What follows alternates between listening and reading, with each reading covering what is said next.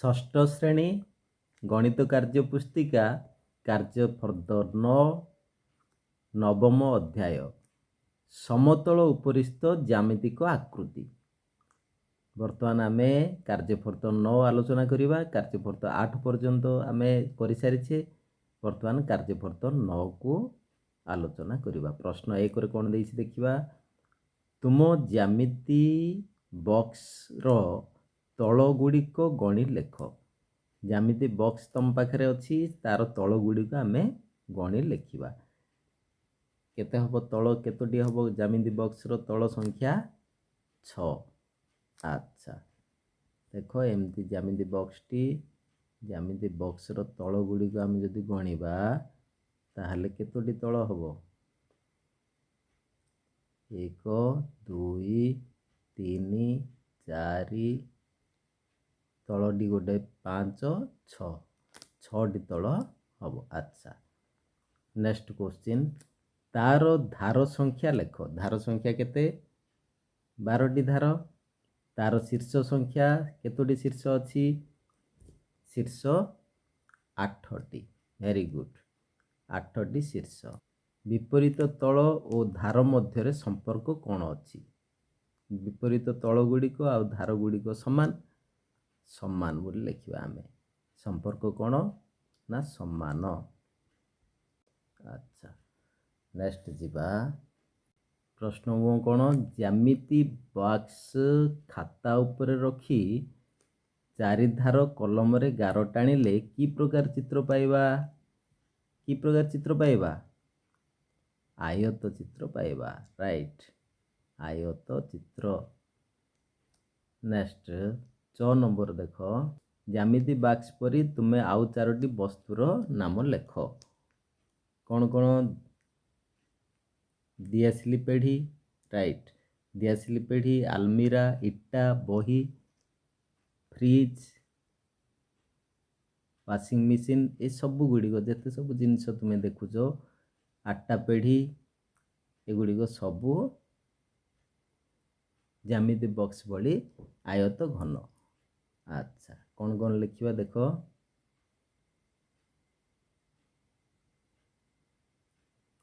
ଦିଆସିଲି, ଦିଆସିଲି ପେଢ଼ି, ଆଲମିରା, ଇଟା, ବହି। ଆଚ୍ଛା, ନେକ୍ସଟ ଯିବା ପ୍ରଶ୍ନ 2। ଯେଉଁମାନେ ଚ୍ୟାନେଲରେ ନୂଆ ଅଛ, ଚ୍ୟାନେଲକୁ ସବସ୍କ୍ରାଇବ୍ କରି ପାଖରେ ଥିବା ବେଲ୍ ଆଇକନ୍କୁ ଦବାଇ ଦିଅ, ଯାହାଫଳରେ ମୋର ଆଗାମୀ ଭିଡ଼ିଓର ନୋଟିଫିକେସନ୍ ତୁମେମାନେ ପାଇପାରିବ ଏବଂ ଭିଡ଼ିଓ ଗୁଡ଼ିକ ଦେଖିପାରିବ। ଆଚ୍ଛା ପିଲାମାନେ ଦେଖ, ଯଦି ଭିଡ଼ିଓ ଭଲ ଲାଗେ ତାହେଲେ ଲାଇକ୍ ଟିକେ କରିଦିଅ। ଫଟାଫଟ ଲାଇକ୍ ଗୋଟେ କରିଦିଅ। ତୁମର ଗୋଟେ ଲାଇକ୍ ଆମକୁ ଭିଡ଼ିଓ ତିଆରି କରିବା ପାଇଁ ଖୋରାକ ଯୋଗାଏ ଏବଂ ପ୍ରେରଣା ଯୋଗାଏ। ତାହେଲେ ଲାଇକ୍ ଗୋଟେ କରିଦେବ ନିଶ୍ଚିତ ଭାବେ, ସାଙ୍ଗସାଥୀଙ୍କୁ ସେୟାର କରିବ। ଠିକ୍ ଅଛି, ଦେଖିବା ଆମେ 2ର କ। ଲୁଡୁ ଗୋଟିର ତଳ ସଂଖ୍ୟା କେତୋଟି? ଲୁଡୁ ଗୋଟିର ତଳ ସଂଖ୍ୟା କେତୋଟି? 6ଟି। 6 ଲେଖିବା। ଧାର ସଂଖ୍ୟା କେତୋଟି? 12ଟି। ରାଇଟ୍, ଧାର 12ଟି। ଶୀର୍ଷ ସଂଖ୍ୟା ସେମିତି, ଶୀର୍ଷ ସଂଖ୍ୟା ଶୀର୍ଷ ବି 8ଟି। ତୁମ ଖାତାରେ ଲୁଡୁ ଗୋଟି ରଖି ଚାରିଧାର ଗାର ପକାଇଲେ କେଉଁ ପ୍ରକାର ଚିତ୍ର ପାଇବା? ବର୍ଗ ଚିତ୍ର ପାଇବା। ଭେରି ଗୁଡ୍, ବର୍ଗ ଚିତ୍ର। ଲୁଡୁ ଗୋଟିକୁ କେଉଁ ପ୍ରକାର ଘନ ବସ୍ତୁ କହିବା? ସମଘନ। ସମଘନ। ଲୁଡୁ ଗୋଟି ପରି ଆଉ ଏକ ବସ୍ତୁର ନାମ ଲେଖ। Rubik's cube. ତୁମେ ଯେଉଁ ଖେଳ, ପିଲାମାନେ ରୁବିକ୍ସ କ୍ୟୁବ୍ ଆଣି ଖେଳନି, ସେ କ୍ୟୁବ୍ଟି ମଧ୍ୟ ସମଘନ। ଲେଖିବା ଆମେ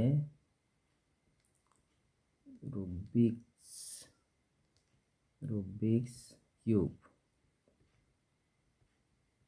ଆଚ୍ଛା,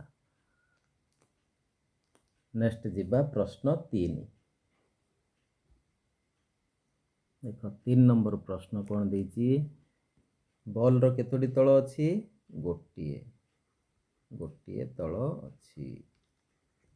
नेक्स्ट ख बॉल केउं प्रकार घन वस्तु अटे बॉल केउं प्रकार घन वस्तु गोलक लिखिबा आमे गोलक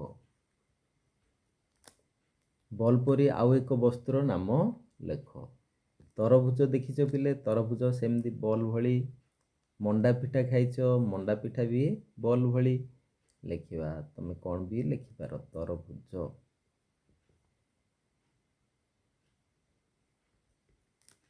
मंडा पिठा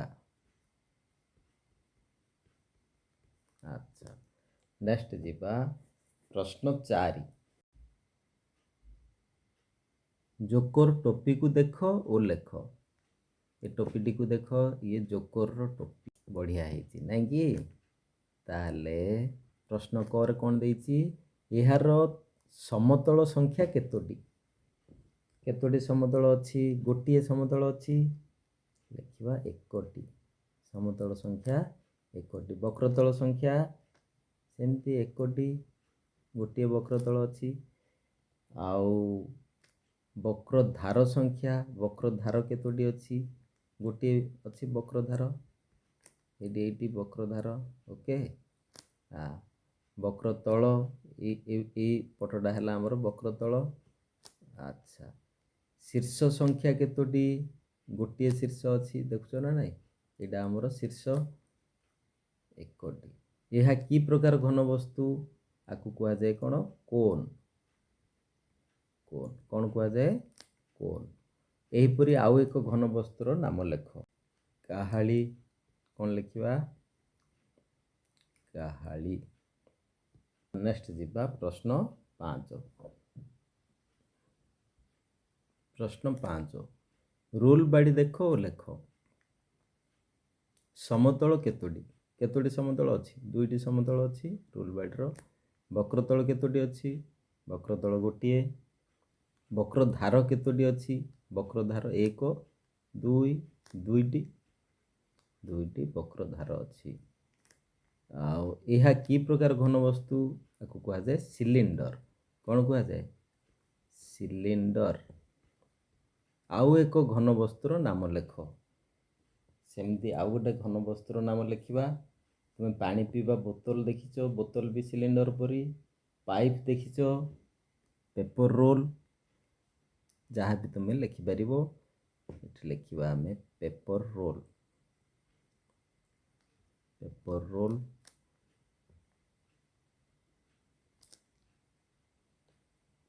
बोतल बर्तमान देखिए प्रश्न 6 रे कौन देछि निम्नलिखित सारणी पूरण कर अच्छा ये सारणी आमे पूरण करिवा घन वस्तुर नाम देछि समतल संख्या वक्रतल संख्या देख आयत घन रो समतल संख्या केतोटी 6टी वक्रतल संख्या 0 धार संख्या 12 वक्रधार संख्या 0 वक्रधार कौन अच्छी कि नाही शीर्ष संख्या 8 सेमती समघनर समतल संख्या 6 वक्रतल 0 धार संख्या 12 वक्रधार 0 शीर्ष संख्या 8 सेमती गोलकर केतोटी समतल अच्छी किसी नाही ताहले 0 लिखिबा वक्रतल केतोटी वक्रतल गोटे अच्छी धार नाही 0 वक्रधार नाही शीर्ष टोटाली नाही सिलिंडर रो समतल संख्या केतोटी 2टी वक्रतल संख्या गोटे अच्छा धार नाही 0 वक्रधार अच्छी 2टी वक्रधार 2 लिखा शीर्ष संख्या 0 कोन रो समतल गोटे अच्छी वक्रतल भी गोटे अच्छी धार केतोटी अच्छी धार किछि नाही वक्रधार गोटे अच्छी आ शीर्ष गोटे अच्छी राइट। बर्तमान सरीगला प्रश्न 6। नेक्स्ट जीवा प्रश्न 7। प्रश्न 7 रे कौन देछि देख शून्य स्थान पूरण कर। शून्य स्थान पूरण कर कौन देछि देख जो चतुर्भुजर प्रत्येक कोणर परिमाण 90 डिग्री और बाहुगुड़िकर दैर्घ्य समान ताहाकू डैश चित्र कहवा। चतुर्भुजर जदि कोणगुड़िक 90 डिग्री होइछि बाहुगुड़िकर दैर्घ्य समान सबु बाहुर दैर्घ्य जदि समान है ताहले वर्ग चित्र आम कहवा ताकू राइट। एटा हला हमर ठीक उत्तर। प्रश्न ख देख जो चतुर्भुजर विपरीत बाहुर दैर्घ्य समान और प्रत्येक कोणर परिमाण 90 डिग्री ताहा डैश चित्र। विपरीत बाहु जदि समान अच्छी आउ प्रत्येक कोणर परिमाण जदि 90 डिग्री अच्छी ताहले सी एक आयत चित्र। नेक्स्ट जीवा प्रश्न ग। प्रश्न ग कौन देख जो चतुर्भुजर विपरीत बाहुर दैर्घ्य समान और समांतर विपरीत बाहुर दैर्घ्य जदि समान होइतिबो समांतर होइतिबो ताकू कौन कहवा सामांतरिक चित्र। अच्छा नेक्स्ट प्रश्न घ जो चतुर्भुजर 4टी बाहुर दैर्घ्य समान और समांतर 4टा जाक बाहु समान होइतिबो समांतर होइतिबो ताहले ताकू कौन कहवा समान होइतिबो माने रम्बस। 4टा बाहु जदि समान अच्छी ताहले आमे ताकू रम्बस बोली कहवा। एमती रम्बसर 4टी जाक बाहु समान आउ समांतर ये रम्बो ओ लिखाई रम्बस। ओके नेक्स्ट प्रश्न वो जो चतुर्भुजर 2टी बाहु समांतर ताहाकू डैश चित्र कह जाए। 2टा बाहु ही समांतर थिबो 2टी बाहु समांतर थिबो माने ताकू कह जाए ट्रापेजियम राइट। नेक्स्ट जीवा प्रश्न 8। प्रश्न 8 कारण दर्शाओ। गोटे आयत चित्र को सामांतरिक चित्र कहीं कहवा कौन लिखा उत्तर आम जो चतुर्भुजर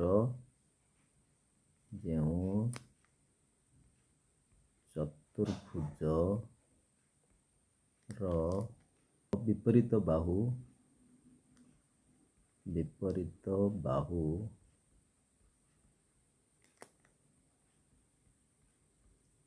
समांतर ताहाकू सामांतरिक चित्र कह जाए। ताहाकू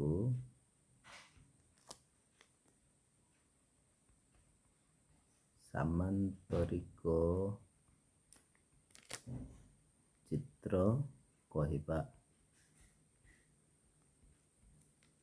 आयत चित्र भी विपरीत बाहु मान समांतर तेणु आयत चित्र को गोटे सामांतरिक चित्र कहवा। आयत चित्रर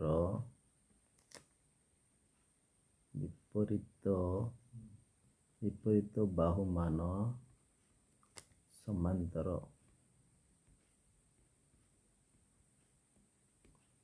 तेणु याकू सामांतरिक चित्र कहवा। चित्र कहवा। अच्छा बुझीगल जो चतुर्भुजर विपरीत बाहु मान समांतर विपरीत बाहु जाक जदि समांतर होइतिबो जो चतुर्भुजर ताहाकू सामांतरिक चित्र कह जाए। हेले आयत चित्र भी विपरीत बाहु समांतर तेणु यह सामांतरिक चित्र बोली आमे कहवा। नेक्स्ट देखिबा प्रश्न ख गोटे वर्ग चित्र को रम्बस कहीं कहवा। वर्ग रम्बस क्राइटेरिया हला 4टी जाक बाहु जो चतुर्भुजर 4टी जाक बाहु समान होइतिबो एवं परस्पर विपरीत बाहु समांतर होइतिबो ताहाकू रम्बस कहवा। ताहले वर्ग चित्र भी सैया वर्ग चित्र एक्स्ट्रा कोण ना प्रत्येक कोण 90 डिग्री जो रम्बस प्रत्येक कोण 90 डिग्री ताहाकू वर्ग चित्र कह जाए। गोटे वर्ग चित्र को रम्बस कहीं कहवा ଯେଉଁ ଚତୁର୍ଭୁଜର ବିପରୀତ ବାହୁମାନ ସମାନ୍ତର ଏବଂ ଚାରୋଟି ବାହୁ ପରସ୍ପର ସମାନ ତାହାକୁ ରମ୍ବସ୍ କୁହାଯାଏ। ବର୍ଗଚିତ୍ରର ବି ବିପରୀତ ବାହୁ ମାନ ସମାନ୍ତର ଏବଂ ସମସ୍ତ ବାହୁ ସମାନ, ଏଣୁ ବର୍ଗଚିତ୍ରକୁ ରମ୍ବସ୍ କହିବା। ଆଚ୍ଛା, ନେକ୍ସଟ ଯିବା ପ୍ରଶ୍ନ ଗ। ଗୋଟିଏ ବର୍ଗଚିତ୍ରକୁ ଆୟତଚିତ୍ର କାହିଁକି କହିବା? କାହିଁକି କହିବା? ଚତୁର୍ଭୁଜର ବିପରୀତ ବାହୁ ସମାନ ହେଇଥିବ, ପ୍ରତ୍ୟେକ କୋଣ 90 ଡିଗ୍ରୀ ହେଇଥିବ, ତାହେଲେ ତାକୁ ଆୟତଚିତ୍ର କହିବା।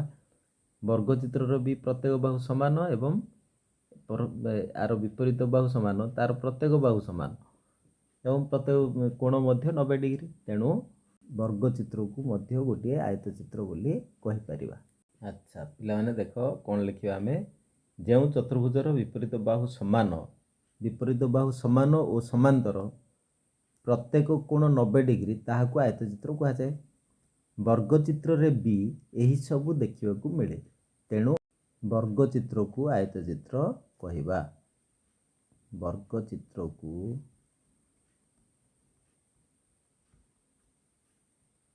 ଆୟତଚିତ୍ର କହିବା। ଆଚ୍ଛା, ବୁଝିଗଲ। ନେକ୍ସଟ ଯିବା ଆମେ ପ୍ରଶ୍ନ 9। ପ୍ରଶ୍ନ 9ରେ କ'ଣ ଦେଇଛି ଦେଖ। ଗୋଟିଏ ଲୁଡୁ ଗୋଟିର ଉପରେ ଗୋଟିଏ ବିନ୍ଦୁ ଥିଲେ ତାର ବିପରୀତ ତଳେ କେତୋଟି ବିନ୍ଦୁ ରହିବ? ଏ ନିୟମଟା ତୁମେ ଦେଖ ପିଲେ, ଲୁଡୁ ଗୋଟିର ଗୋଟିଏ ପାଖରେ ଯଦି ଆମର ଗୋଟିଏ ବିନ୍ଦୁ ଅଛି, ତାହେଲେ ସେ ନିୟମ କହୁଛି ଆମର 7 ଫେଡ଼ାଣ 1। 7ରୁ 1 ଗଲେ କେତେ? 6। ଉପରେ ଯାହା ଅଛି ସେତିକି ତୁମେ 7ରୁ ମାଇନସ୍ କରିବ। 7ରୁ ଯଦି ମାଇନସ୍ କଲ, ଯାହା ଆସିଲା ସେଇଟା ତା ତଳ ପାଖରେ ରହିବ। ମନେ ରହିଲା? ଏଠି 6 ରହିବ, 6ଟି ବିନ୍ଦୁ ରହିବ ହେଲା। ଲୁଡୁ ଗୋଟିର ଉପରେ 3ଟି ବିନ୍ଦୁ ଥିଲେ ତାର ବିପରୀତ ତଳେ କେତୋଟି ବିନ୍ଦୁ ରହିବ? ସେମିତି କ'ଣ କରିବ? 7 ଫେଡ଼ାଣ 3 ସମାନ 4 ହେଲା। ଉତ୍ତର ଆସିବ ଆମର 4। 4ଟି ବିନ୍ଦୁ ରହିବ। ତିନିଟା, ଯେଉଁ ପାଖରେ 3ଟା ଅଛି ତାର ବିପରୀତ ପାଖରେ 4ଟି ବିନ୍ଦୁ। ଲୁଡୁ ଗୋଟିର ଉପରେ 5ଟି ବିନ୍ଦୁ ଥିଲେ ତାର ବିପରୀତ ତଳେ କେତୋଟି ବିନ୍ଦୁ ଆସିବ? 7 ଫେଡ଼ାଣ 5 2। ବୁଝିହେଲା? ନେକ୍ସଟ ଯିବା ପ୍ରଶ୍ନ 10। ଆଚ୍ଛା ପିଲାମାନେ, ବର୍ତ୍ତମାନ ଏଇଠି ଆମେ ଭିଡ଼ିଓକୁ ରଖିବା। କାହିଁକି ନା ଭିଡ଼ିଓଟା ବହୁତ ଲମ୍ବା ହେଇଯାଉଛି, ତେଣୁ ଭିଡ଼ିଓକୁ ଏଇଠି ରଖିବା। ପୁଣି ଭଲ୍ୟୁମ୍ 2ରେ ଆମେ ପ୍ରଶ୍ନ 10 ଠାରୁ ଆଲୋଚନା କରିବା। ଯଦି ଭିଡ଼ିଓଟି ହେଲ୍ପଫୁଲ୍ ହୋଇଥାଏ ତାହେଲେ ଭିଡ଼ିଓକୁ ଲାଇକ୍ ଟିକେ କରିଦେବ ଏବଂ ସାଙ୍ଗସାଥୀଙ୍କ ସହ ସେୟାର କରିବ। ଯଦି ଚ୍ୟାନେଲରେ ନୂଆ ଅଛ ତାହେଲେ ଚ୍ୟାନେଲକୁ ସବସ୍କ୍ରାଇବ୍ କରି ପାଖରେ ଥିବା ନୋଟିଫିକେସନ୍ ଅଲ୍ ବେଲ୍କୁ ଅନ୍ କରିଦେବ, ଯାହାଫଳରେ ମୋର ଆଗାମୀ ଭିଡ଼ିଓର ନୋଟିଫିକେସନ୍ ତୁମମାନଙ୍କ ପାଖରେ ପହଞ୍ଚିପାରିବ ଏବଂ ତୁମେ ସମସ୍ତ ଭିଡ଼ିଓ ଦେଖିପାରିବ। ତାହେଲେ କାର୍ଯ୍ୟଫର୍ଦ୍ଦକୁ ଏଇଠି ରଖିବା। ପୁଣି ଏକ ନୂଆ ଭିଡ଼ିଓ ନେଇ ମୁଁ ତୁମ ପାଖରେ ପହଞ୍ଚିବି। Till then bye bye, keep learning. Thank you. ଜୟ ଜଗନ୍ନାଥ।